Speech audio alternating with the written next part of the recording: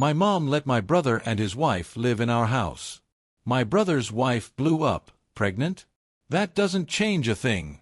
We have 3 kids and 1 on the way. You're selfish if you don't help us, huh? Hi Reddit, I'm Ethan. I don't know how to start this, but I've been carrying a lot of guilt lately. I did something I never thought I'd have to do. I kicked out my own relatives. My parents were part of it too, and even now, I can't shake the feeling that maybe I've turned into a bad person. I don't know. Maybe writing this will help me sort things out. It's hard to explain how I got here without talking about my childhood, so let's start there. Growing up, I always wanted to be the perfect kid. You know, the one who listens, doesn't cause trouble, and makes their parents proud. I thought if I could be good enough, everything in our family would be okay. The thing is, I didn't really have the kind of childhood you dream about. There weren't happy family dinners or vacations to remember.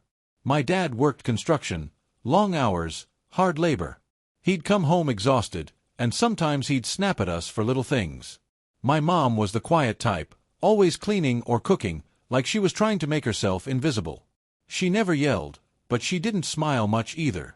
I can't blame them. Life wasn't easy. Money was always tight, and I learned pretty early on not to ask for things. If I needed new shoes, I'd wait until mine had holes. If I wanted a toy, I didn't bother. I told myself it didn't matter because I was lucky just to have a roof over my head. Still, I remember lying in bed at night, staring at the ceiling, wondering why things couldn't be different. I wanted what other kids had, parents who laughed, a house that felt warm and safe. But instead of feeling angry, I decided I'd do whatever I could to make life better for my family. I worked hard in school, always aiming for top grades because I thought that's what my parents wanted. I stayed out of trouble, never broke rules. I even tried to be helpful around the house, though my dad would usually just tell me to get out of the way. I figured if I was good enough, maybe they'd notice, maybe things would get easier. But no matter how much I tried, it never felt like enough. My dad had this way of looking at me like I was wasting my time, like all my efforts didn't matter. My mom would pat me on the shoulder and say thanks in this tired voice, like she didn't even have the energy to care. Looking back, I think that's where a lot of my guilt comes from. I spent my whole childhood trying to be this ideal version of myself for them, but I don't think I ever made them happy. And now, with everything that's happened recently, I can't help but wonder if I failed them again. We were a family that stuck together, no matter what. That's how I saw it, and honestly, that's how my parents raised me to think. Everything we had, everything we earned, everything we spent, it was all for the family. It wasn't just words. It was how we lived. If someone brought home money, it wasn't theirs, it belonged to the family. Whether it was my dad's paycheck, my mom selling something extra she didn't need, or even the little bit of cash I earned from odd jobs, it all went into one pile. From there, it was spent on what was necessary. Nothing else. Every dollar was planned out.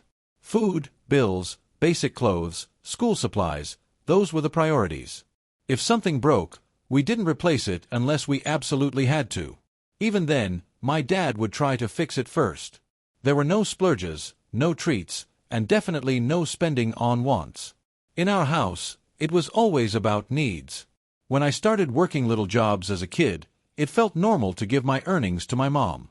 I didn't even think about keeping it for myself because, to me, it was the obvious thing to do. I was helping the family. I'd come home, hand her whatever I made, and she'd thank me. Sometimes, she'd count the money in front of me, muttering about how it could go toward groceries or paying off a bill. Then she'd pat my shoulder and tell me, "You're a good boy, Ethan." I liked hearing that. It made me feel like I was doing the right thing, like I was contributing. My parents never told me I had to give them my money, but there was this unspoken understanding that everything we did was for the family. Keeping money for myself? That wasn't even on the table. I believed in that system completely. If I wanted something, a new pair of shoes, a backpack for school, I knew I had to wait until my parents decided it was the right time. I didn't complain because, to me, that's just how life worked. I figured every family was like that. And we didn't just share money. We shared everything. If there was food on the table, no one took more than their fair share because we all had to eat. If someone needed something, we figured out how to make it happen together. Even if things were tight, we made it work. I honestly thought we were close because of it. I mean, how could we not be? Everything we had was shared. We were all in the same boat, rowing in the same direction, or at least that's what I told myself. But looking back now, I can't help but wonder if I was just fooling myself. Maybe it wasn't really about all for one. Maybe it was just about survival. When I was a kid, I wasn't the kind of person who sat around waiting for things to happen. If there was a chance to help or earn a little money, I grabbed it. That's just how it was. We didn't have much, and every little bit counted. It started small. When I was about 10, I'd mow lawns for neighbors during the summer. Our old push mower wasn't anything fancy, and sometimes I'd end up covered in sweat and dirt, but the neighbors would hand me a few bucks, and that felt like a win. I'd shovel snow in the winter too, waking up early to clear driveways before school. When I got older, I took on more. I delivered newspapers, waking up before dawn to get them out on time. That job was tougher than I thought it'd be, especially during cold mornings when my hands would freeze trying to toss papers from my bike. But I didn't mind. I was earning money, and it felt good to bring something home to my family.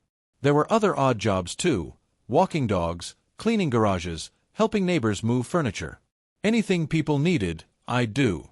I learned pretty quickly that hard work wasn't optional. If I wanted to help my family, I had to be willing to take on whatever came my way. I kept going like this into my teenage years. By then, I was juggling school and work almost every day.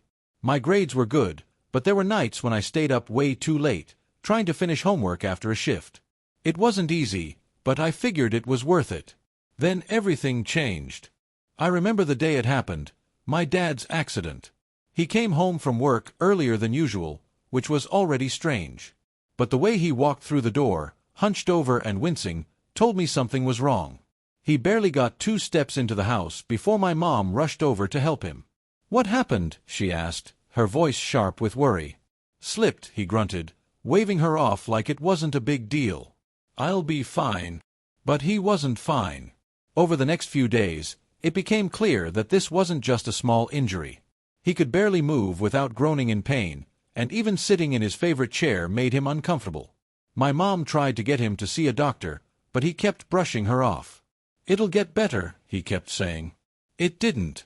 After a while, my mom stopped asking, and my dad stopped pretending it wasn't serious. He started spending most of his time lying down, and the atmosphere at home shifted. He wasn't working anymore, and without his paycheck, things got tight fast. That's when we found out he wasn't officially employed. I didn't even understand what that meant at first, but my mom sat me down and explained it.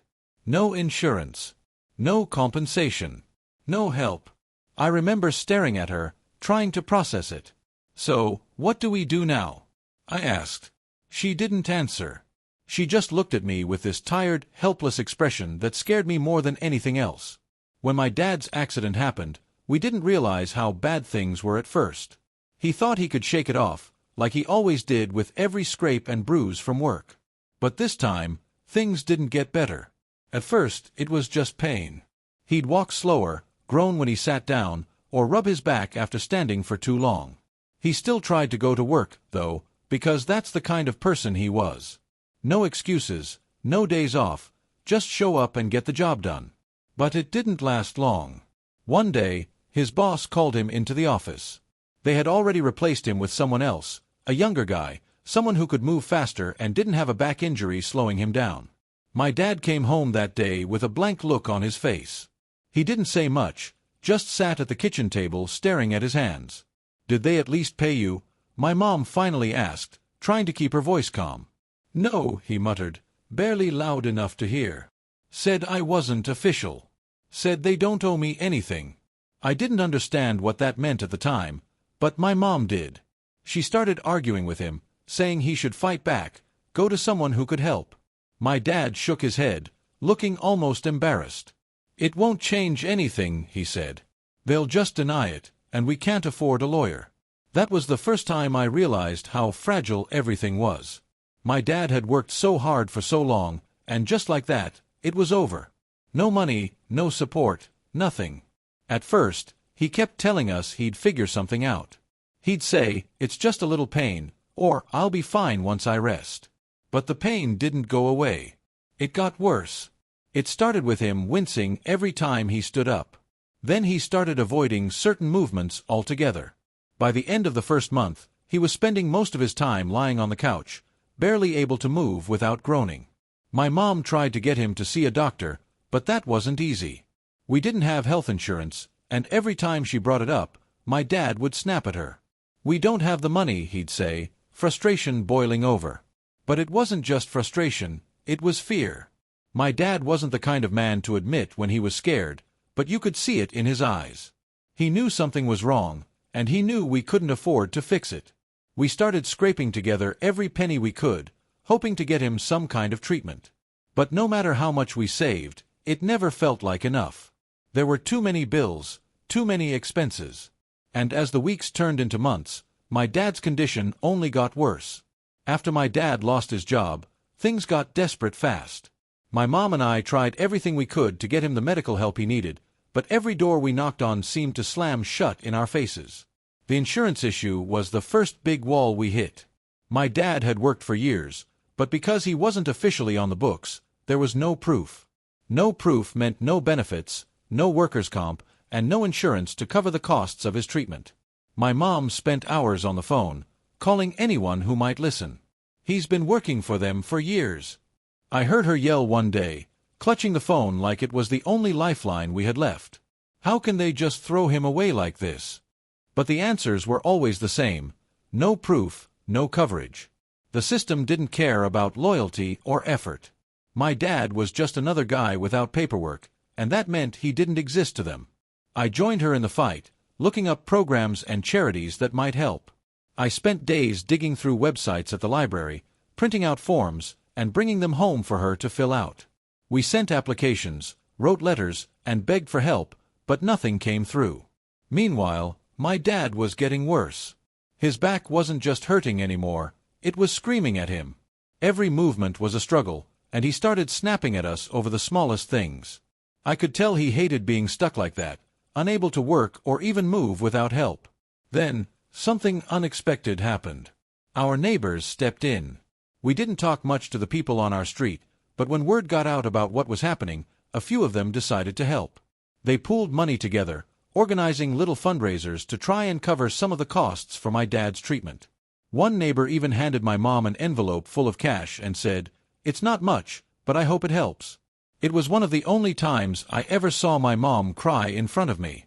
The money they raised was enough to get my dad to a specialist. The doctor said he needed surgery. Without it, he'd be in pain for the rest of his life. But the surgery was expensive, way more than we could afford, even with all the help. In the end, my dad got a smaller procedure done, something to ease the pain, but not a full fix. It was all we could afford. He survived, but his body wasn't the same. I remember him coming home after the treatment. He looked smaller somehow, like a piece of him had been left behind on that operating table. He didn't say much, just sat in his chair and stared out the window. His pain wasn't as sharp as before, but it never really went away. And just like that, the man who had once been the strongest person I knew became someone who couldn't even bend down to tie his shoes. I'll never forget the look on my dad's face after his surgery. It wasn't just pain, it was something deeper, like he'd lost a part of himself. He tried to hide it, sitting quietly in his chair and forcing a small smile whenever I talked to him, but I could see it. He wasn't the same. That was the moment something shifted in me. I realized I couldn't stand by and let people like my dad get left behind. He'd worked his whole life, given everything to support us, and when he needed help, the system turned its back on him. It wasn't fair. I decided then and there that I wanted to be a lawyer, not just for a career, but to fight for people who couldn't fight for themselves. It wasn't just a dream anymore, it was a mission. But getting there wasn't going to be easy. I started pushing myself harder than I ever had before. I worked every job I could find, delivering papers, cleaning up yards, stacking shelves at the local grocery store. During the day, I'd go to school, and at night, I'd throw myself into studying. I read every book I could get my hands on about law, the justice system, and anything else I thought might help me later. Sleep became a luxury I couldn't afford. Most nights, I'd stay up until my eyes burned, trying to cram in just a little more reading or finish one more assignment. By the time the sun came up, I'd already be heading out the door for work or school. There were times when it felt like too much. My body ached from the long hours, and my mind was constantly racing with everything I needed to do. But I couldn't stop. I couldn't let myself fail, not when my family was counting on me. Our financial situation didn't make it any easier. All we had was my dad's disability pension, and it barely covered the essentials. Most of it went to his medicine and doctor's visits.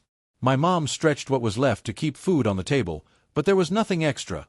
Not for clothes, not for school supplies, and definitely not for my future. I knew if I wanted to get into a good law school, I'd have to make it happen on my own. There was no backup plan, no safety net. It was all on me. When I finally got my acceptance letter to a well-known law school, it didn't even feel real. I'd been so focused on working and studying that I hadn't let myself believe it could actually happen. But there it was, in black and white. That night, I showed the letter to my parents. My mom cried, hugging me tightly, and even my dad managed a small smile. "You're going to do great things, Ethan," he said quietly. I wanted to believe him. But deep down, I knew the hardest part was just beginning. Getting into law school felt like a huge win, but it was just the beginning. I knew the road ahead wasn't going to be easy. Balancing school, work, and my responsibilities at home left me with almost no time for anything else. But as the months went by, I started to find my rhythm, and something unexpected happened. I met people who shared my drive to make a difference. Law school wasn't just about studying cases and memorizing statutes. It was a place where I started to connect with others who had been through their own struggles and wanted to help others. I became close with a small group of classmates who, like me, were passionate about justice. There was Sarah, who grew up watching her single mom fight endless battles with landlords and employers just to keep a roof over their heads. Then there was James, whose younger sister had been denied critical medical treatment because their insurance refused to cover it. And finally, there was Mia, who had seen her immigrant parents work themselves to the bone only to be cheated out of wages by unscrupulous employers. Together, we started brainstorming ways to help people who had fallen through the cracks of the system. At first, it was just talk, dreaming about what we'd do once we had our degrees. But one day, we realized we didn't have to wait. It started small. James knew a local community center that hosted free medical clinics for low-income families. He introduced us to some of the doctors and volunteers there, and we asked if we could help. They didn't need lawyers, they needed advocates, people who could help patients navigate the confusing world of insurance claims and legal paperwork. Our first cases were simple. A few patients had been denied coverage for treatments they desperately needed, and we helped them write appeal letters and gather the necessary documents. It was slow, frustrating work, but when the first few cases were approved and patients started getting the care they needed, we felt like we'd moved mountains. One of the first successful cases was for a man named Mr. Lewis. He was in his late 60s and had been denied coverage for a life-saving surgery. He'd been bouncing between hospitals and insurance offices for months with no progress. When we met him, he looked exhausted and defeated. "They just keep saying no," he told us. "I don't know what else to do." We sat down with him and went through every document he had, line by line. It turned out the denial was based on a technicality, a minor error in the paperwork submitted by the hospital. Once we corrected it and resubmitted the claim, the insurance company had no choice but to approve it.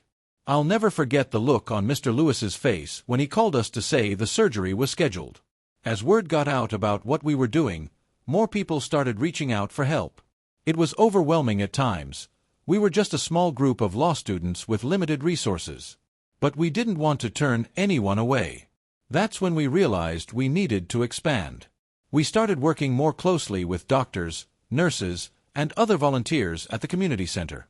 They'd flag cases that might need legal support and pass them on to us. In return, we helped them draft grant proposals and legal documents to keep their programs running. Mia had the idea to set up workshops where we'd teach patients how to advocate for themselves. We'd walk them through the basics of understanding their insurance policies, writing appeals, and knowing their rights. It was empowering to see people leave those sessions with the tools to fight back. One of the most inspiring moments came when a patient we'd helped returned to volunteer at the clinic. Her name was Rosa, and she'd been denied coverage for her child's physical therapy after a car accident. With our help, she'd won the appeal and gotten her son the care he needed. I want to give back, she told us. You helped my family. Now I want to help others. We weren't changing the world overnight, but little by little, we were making a difference. And with every case we won, I felt more confident that I was on the right path. This wasn't just about my dad anymore. It was about building something bigger, something that could help people like him all over the country. It's hard to believe it's been 5 years since we started helping people. In that time, I've seen more cases and courtrooms than I ever thought possible. Each one has left a mark on me, whether it was a victory or a loss. But the one case that stood out above all the others was my dad's. From the beginning, I knew it wouldn't be easy. My dad's case wasn't just about a workplace accident. It was about a company that had built its success on exploiting workers like him. There was almost no paperwork to prove he'd ever been employed there. No contracts, no pay stubs, nothing. The company had been careful to keep everything off the books, leaving workers with no rights and no recourse. For years, my dad believed there was nothing he could do. He thought it was his word against theirs and that no one would believe him. But I couldn't let it go. I owed it to him to at least try. The case dragged on for what felt like forever. Every time we thought we were making progress, we'd hit a wall. Witnesses were hard to find, and those who did come forward were too scared to speak out. The company's lawyers fought us every step of the way, filing motion after motion to delay the trial. Then, just when I was starting to lose hope, I got an unexpected break. It came from someone I never would have expected, the daughter of one of the company's top executives. Her name was Lauren, and she reached out to me through a mutual contact. At first, I didn't know what to think. Why would she want to help us? But when we met, her anger was obvious. Lauren told me she'd been watching her father's company destroy lives for years, leaving people out of work and out of money. I'm sick of it, she said, her voice shaking. They've gotten away with it for too long. I didn't know if I could trust her, but she came through in ways I never imagined. Lauren started pressuring her father, demanding answers about what had happened to the workers they'd discarded. At first, he tried to brush her off, but she didn't let up. Eventually, he cracked. He admitted the company had kept certain records, hidden away to protect themselves in case of emergencies. These were the documents we'd been told didn't exist: payroll logs, injury reports, employment records. They were the proof we needed to show my dad had worked there and been injured on the job. Lauren didn't stop there. She went directly to her father's colleagues and got them involved. Under pressure from both her and the growing public scrutiny of the case, they finally handed over the files. It felt surreal to hold those papers in my hands, knowing how close they'd come to being destroyed or lost forever. With the new evidence, everything changed. The company's lawyers couldn't argue their way out of the facts, and the court finally ruled in our favor. I'll never forget the day the decision came down. My dad didn't say much, just nodded quietly as the judge read the ruling. But when we walked out of the courtroom, he turned to me and said, "You did it, Ethan. You got justice." It wasn't a perfect victory. My dad's body would never fully recover from the accident, and no amount of money could make up for the years he'd spent in pain. But knowing the truth had come out, knowing the company couldn't hide what they'd done anymore, that mattered. Lauren and I stayed in touch after the case. She left her father's company not long after the trial and started working with organizations that supported workers' rights. Ironically, the daughter of a man who had hurt so many people became one of the strongest allies I've ever had. Those years felt like a blur of late nights, dead ends, and endless court filings, but in the end, justice prevailed. And for the first time in a long time, I felt like I'd truly done something for my family. The case didn't just change my dad's life, it shook the entire town. For years, people had known about the company's shady practices, but no one ever thought they'd be exposed like that. When the ruling came down, it felt like a victory for everyone who'd been wronged, not just my dad. Lauren, the one who had helped us turn the tide, became something of a local hero. People respected her for standing up to her own family and doing what was right. She had this natural charisma, the kind of energy that drew people in and made them believe in her. Before long, she started thinking about what she could do next. "This town needs change," she told me one evening as we sat on the porch. "People need someone who actually cares about them, someone who'll fight for them." Lauren had always dreamed of being a senator. She'd mentioned it to me once, almost offhandedly, like it was something she'd imagined as a kid but never thought would actually happen. But now, with the momentum from the case behind her, it felt like she was ready to take that step. At the same time, something between us was shifting. The more we worked together, the closer we got. It wasn't just about the cases or the late nights spent planning our next move, it was about us. We understood each other in a way that I'd never experienced with anyone else. One night, after another long day, Lauren turned to me and said, "You know, Ethan, I think my dreams changed." "What do you mean?" I asked, surprised. "I used to think all I wanted was to make it big in politics, to be a senator or even something more," she said, her voice soft. "But now, I just want a family. I want us." It was the kind of moment that stays with you forever. Not long after that, we bought a house together. It wasn't just any house, it was my dream house. A cozy place right next to my parents', with enough space to start the family we'd been talking about. Lauren loved it too, at least at first. She seemed happy, like she'd finally found a place where she could just be herself. But as time went on, things started to change. Lauren became more anxious, especially about me. The work I was doing wasn't easy. There were a lot of high-profile cases, and with those came threats. People didn't like what we were doing, and some of them weren't shy about letting us know. Lauren started worrying constantly. She'd stay up late waiting for me to come home, checking her phone every few minutes. "I just want you to be safe," she'd say, her voice trembling. I tried to reassure her, but I knew the work was dangerous. Still, we pushed through it together. No matter how tough things got, we had each other. Eventually, we decided it was time to take a break. After everything we'd been through, the cases, the stress, the threats, we needed to recharge.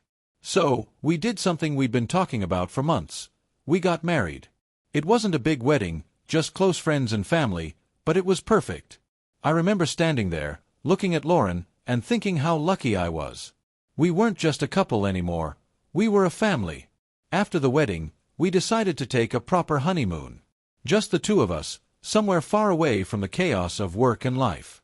Before we left, we gave the keys to my parents so they could look after the house while we were gone.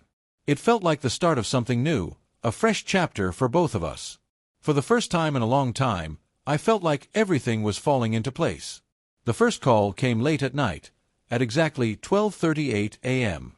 It was Mrs. Henderson, a polite older woman who had never raised her voice in the 10 years I'd known her. But that night, her tone was clipped, holding back what I could tell was barely contained anger. She apologized for waking me but said the noise coming from my house was unbearable. "There's music blaring, people shouting, and cars parked everywhere," she said, her words tight. "It's like a block party, Ethan, but it's not a block party, it's your house. None of us can sleep." I tried to apologize and promised to call my parents to stop whatever was going on, but before I could even dial their number, my phone buzzed again. This time, it was Mr. Lewis. He didn't bother with pleasantries. His voice was sharp, like a slap to the face. "Ethan, I don't know what's happening over there, but there's a truck blocking the street in front of your house. And the driver passed out drunk inside." We banged on the window to wake him up, but all he did was wave us off and pass out again. I sat up in bed, stunned. "A truck. Drunk. What?" "That's not all," Mr. Lewis interrupted, cutting me off like he couldn't hold it in anymore. "There are people grilling in your backyard like it's some kind of public park. They've got dogs running around loose, barking like crazy. One of those damn dogs almost bit Mrs. Henderson. This isn't just noise, Ethan, this is chaos." I barely had time to process what he was saying when my phone rang again. Mrs. Carter's voice practically shook with rage. She didn't even try to hide it. "Ethan, what the hell is going on at your house?" she snapped. "It's like a goddamn zoo over there. There's trash piling up in your yard, for one. And get this, there's a goat tied to your fence." "A goat, Ethan? It's been bleeding non-stop for hours, and nobody can sleep because of it. This is ridiculous." I tried to stammer out a response, but she wasn't finished. "And don't even get me started on the people sitting on your porch. They've got lawn chairs out there like it's some kind of free bar. They're drinking, yelling, and laughing loud enough to wake the dead. I've lived in this neighborhood for 30 years, and I've never seen anything like this." Lauren sat up beside me, her eyes wide as I told her about the goat. "A goat," she whispered, her voice full of disbelief. It wasn't just one night.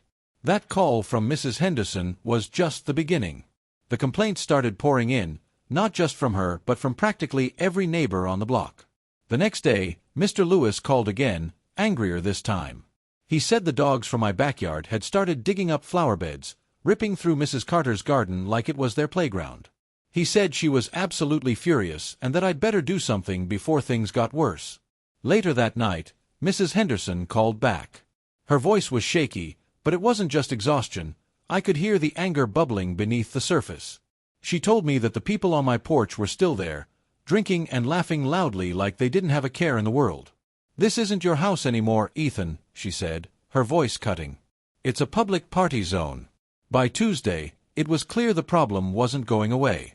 Mrs. Carter left me a voicemail, her words sharp enough to cut steel.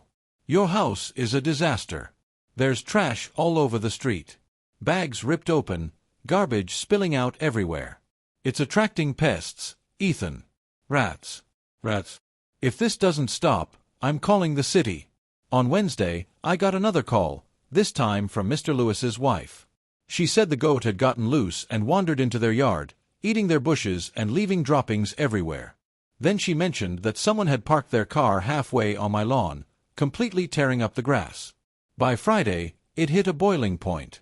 A neighbor called to tell me someone had broken part of my backyard fence trying to move a barbecue pit. Beer bottles were scattered across the sidewalk, and kids couldn't even play outside without stepping on broken glass. Another neighbor said someone had started blasting music again, so loud it rattled their windows. "I'm done, Ethan," they said. "If you don't fix this, we're calling the cops. Enough is enough." I called my parents over and over, but they never answered. Each time my phone rang, my shame grew deeper.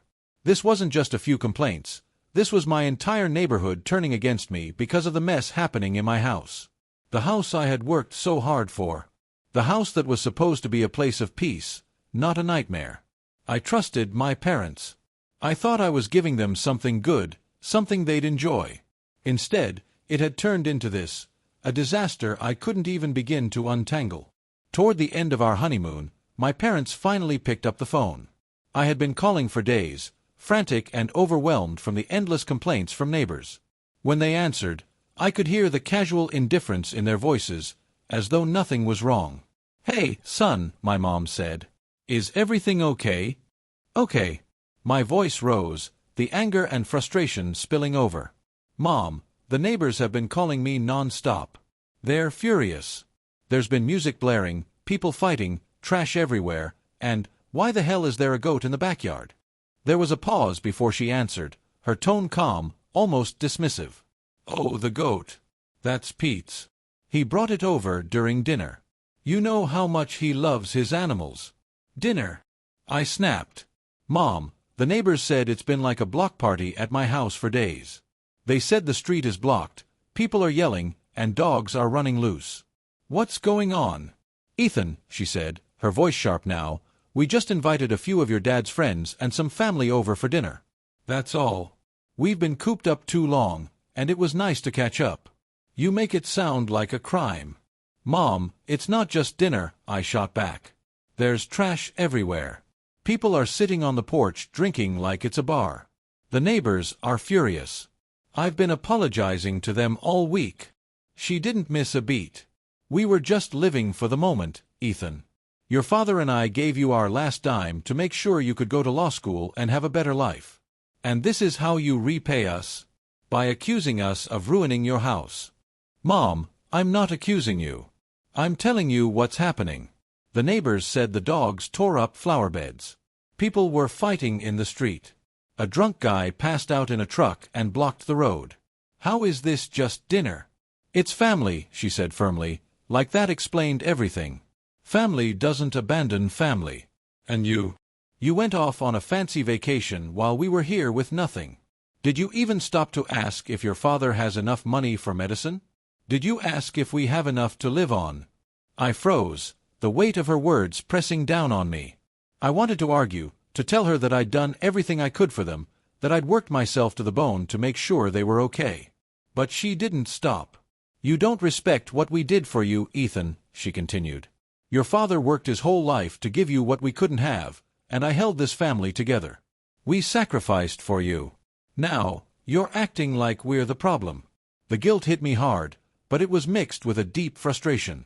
I had given them my house, trusted them with it, and they had turned it into a disaster.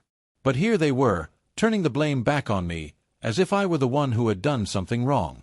The calls from the neighbors didn't stop. Every hour, there was another complaint. Someone said the music was still playing. Another neighbor said the goat was loose again. I couldn't focus on anything except the mess waiting for me back home.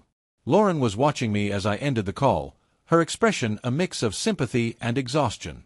"We need to go back," she said softly. She was right. The vacation was over. There was no way we could enjoy ourselves when my house, and my entire neighborhood, was in chaos. We packed our bags and booked the first flight home, dreading what we'd find waiting for us. When we finally got back home, it wasn't the house that greeted us first, it was the chaos. Flames flickered from a neighbor's yard, casting an eerie glow into the night sky. Smoke filled the air, and people were standing outside in their pajamas, shouting and pointing as firefighters worked to put it out. My heart sank.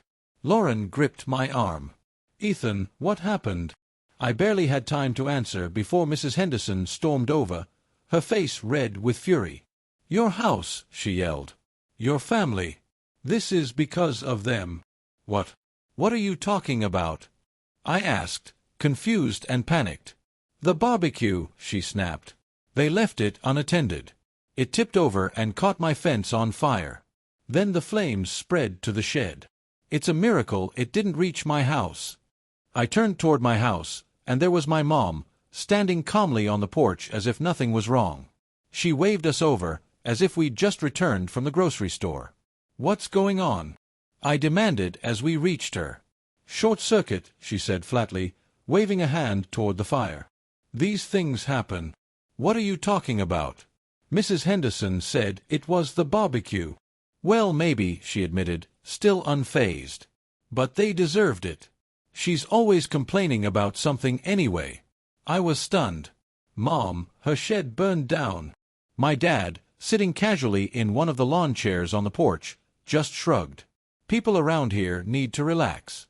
We're all trying to live, Ethan. It's not a big deal." Not a big deal. I couldn't believe what I was hearing. Lauren tugged at my sleeve, whispering, "We need to fix this." "No." We spent hours trying to calm the neighbors, apologizing over and promising to pay for the damage. I couldn't even think about the logistics of how we'd fix it. We just needed to stop the immediate rage boiling over from the entire street. By the time we finished, it was late. Exhausted, we finally walked into the house, hoping for just a few minutes of peace. But peace was the last thing we found. The first thing I noticed was the noise. Crying. Laughing. The sound of cartoons playing loudly on the TV. I turned the corner into the living room and saw kids, 3 of them, sprawled on the floor surrounded by toys. I stared at them, trying to piece together what I was seeing. "Mom," I called out, walking farther into the house. She appeared from the kitchen, wiping her hands on a dish towel. "Oh, you're home. Good. What is this? Who are these kids?" "Oh, that's your brother's family," she said nonchalantly. I froze. "What do you mean, my brother's family? Why are they here?" "Well, I called him to come spend the night," she said matter-of-factly. "It's not safe to be outside with everything going on, and I couldn't leave your sick father alone. Your brother would have helped me, but he couldn't leave his wife. She's about to have a baby, Ethan. And the triplets, well, they're here too." Lauren's jaw dropped. "You called them to spend the night?" she asked, her voice rising. "Of course," my mom said, completely unbothered. "It's family. We help each other." I could feel my frustration boiling over. "Mom, we just got back from dealing with the fire. The neighbors are furious, and now my house is full of people? Why didn't you tell me?" "I didn't want to stress you out on your honeymoon," she replied, as if she were doing me a favor. I turned toward the hallway and stopped dead in my tracks. My bedroom door was open, and I could see through the crack that someone was inside. "Mom," I said slowly, "who's in my room?" "Oh, that's your brother and his wife," she said with a smile. "I told them to use your bedroom." It's the biggest, and she needs to rest. The triplets are sleeping on the floor next to them. Lauren let out a sharp breath, her face pale with disbelief. Ethan, she said quietly, we need to talk. Now.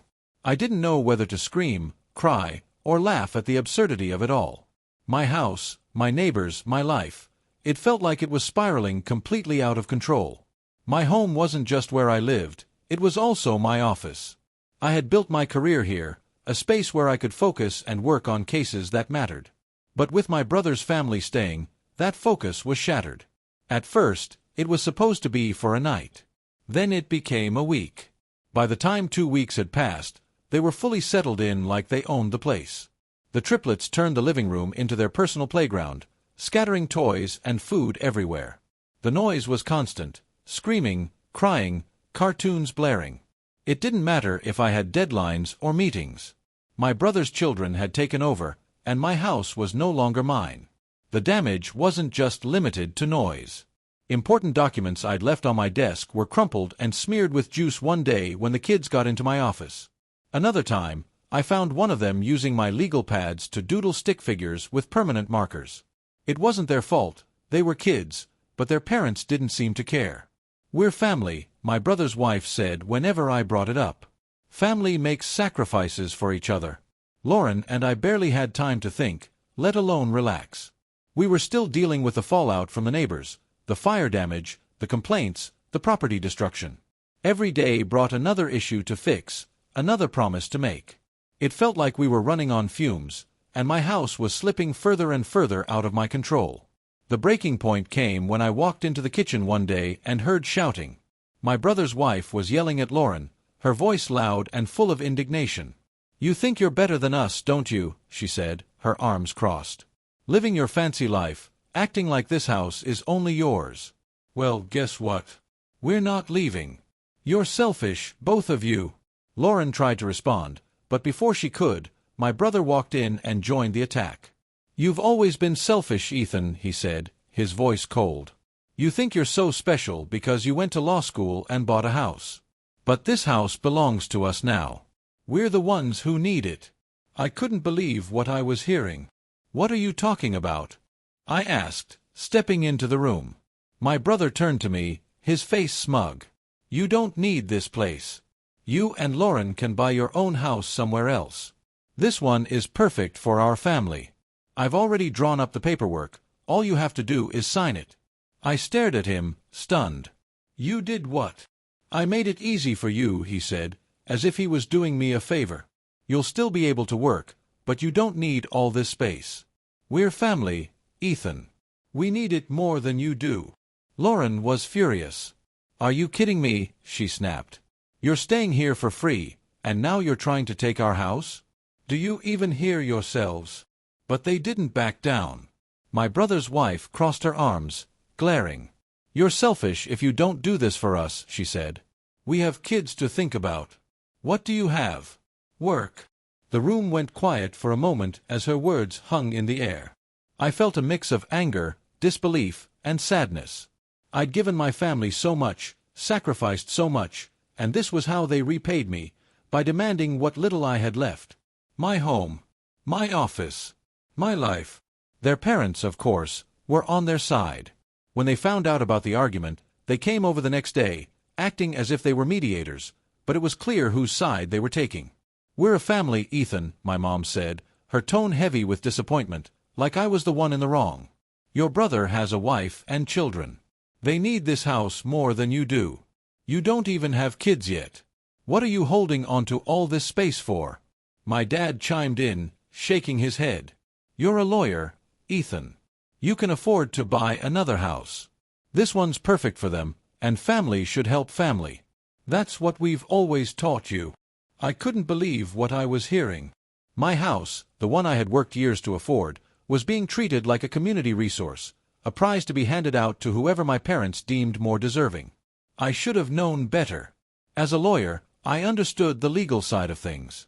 The house was mine, and no one could take it from me without my consent. But as a son and a brother, I felt trapped. The guilt weighed heavily on me. I wanted to do the right thing for my family, the family I'd grown up with, But I was starting to wonder if that same family would ever do the right thing for me. One night, I sat with Lauren in the kitchen, my head in my hands. I told her how lost I felt, how torn I was between wanting to protect what was mine and the constant guilt my family was piling on me. She sat quietly for a moment, then reached across the table and took my hand.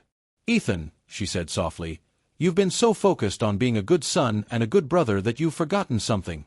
I looked at her, confused. "What do you mean?" "We are your family," she said, her voice steady. "Me? You? That's family. Family is love, Ethan. It's respect, support, and kindness. Who are we? Your parents? Your brother? Or the family you've built with me?"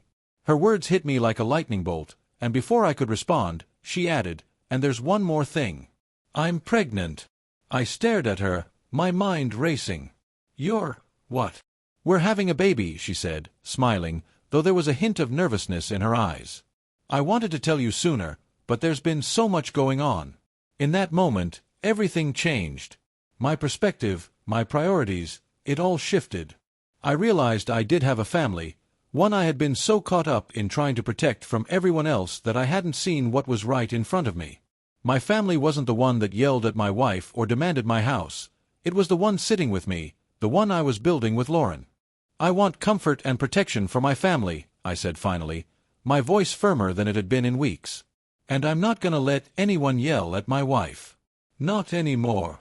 Lauren squeezed my hand, her smile growing. "It's time to set limits, Ethan. You can love your parents and your brother, but you have to give credit where it's due. Family is who stands with you, not who takes from you." She was right. It was time to take control of my life and my home. The guilt would always be there, but I had to set boundaries, not just for me, but for the family I was about to bring into the world. The next morning, I woke up feeling clearer than I had in weeks. For too long, I'd let guilt and obligation cloud my judgment. My house, my life, my family, I had worked too hard to let anyone take it from me, not even my parents or my brother. Lauren stood beside me as I called a family meeting. Everyone was there: my parents, my brother, his wife, and their kids. The tension in the room was suffocating, but I wasn't going to back down. "Listen," I began, my voice steady but firm. "I've tried to be patient. I've tried to help, but this is my home, and I won't let it be treated like this anymore. Things are going to change starting today." My brother scoffed, crossing his arms. "What are you even talking about, Ethan? We're family. You can't just throw us out." "I'm not throwing you out," I said, keeping my tone even. "But I'm setting boundaries. You can't stay here. This is my home, my office, and I need it back. You have a family to take care of, and so do I now." That last part made my mom's eyes widen. "What do you mean, Ethan?" "Lauren's pregnant," I said, looking at her, my voice unwavering. "We're starting our own family, and this house is for them. I've worked my whole life for this, and I'm not going to let anyone take it from me, not even you." My brother's wife exploded. "Pregnant? That doesn't change anything. We have 3 kids and 1 on the way. You're selfish if you don't help us." Lauren stepped forward, her voice calm but firm. "Selfish? You've been living here for free, taking over our home, and treating us like we owe you something. This is Ethan's house. He earned it.